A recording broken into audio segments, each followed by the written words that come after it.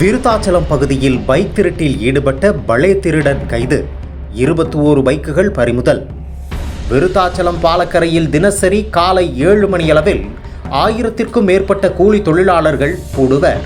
அங்கிருந்து கட்டடம் பெயிண்டிங் உள்ளிட்ட பல்வேறு பணிகளுக்கு தினசரி செல்வது வழக்கம்.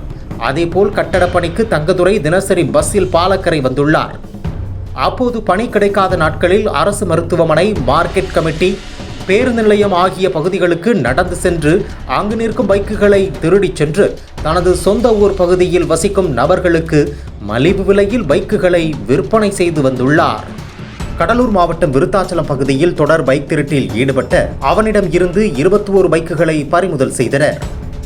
பேருந்து நிலையம், மார்க்கெட் கமிட்டி பகுதிகளில் கடந்த ஒரு மாதத்தில் 20க்கும் மேற்பட்ட பைக்குகள் காணாமல் போனது.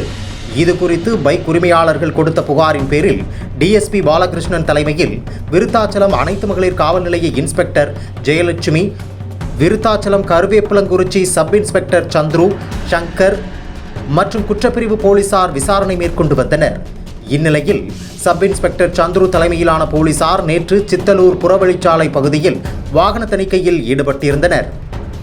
அப்போது அவ்வழியாக பைக்கில் வந்த 30 வயது மதிக்கத்தக்க நபரிடம் விசாரணை மேற்கொண்டனர். அதில் அவர் முன்னுக்கு பின் முரணாக பதிலளித்தார். இதில் சந்தேகமடைந்த போலீசார் அவனை விருத்தாச்சலம் போலீஸ் ஸ்டேஷன் அழைத்துச் சென்று விசாரணை மேற்கொண்டனர்.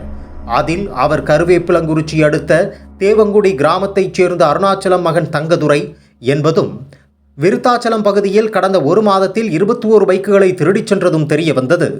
இது குறித்து விருத்தாச்சலம் போலீசார் வழக்கு பதிந்து தங்கதுரையை கைது செய்தனர். மேலும் அவரிடம் இருந்த 21 பைக்குகளை பறிமுதல் செய்தனர்.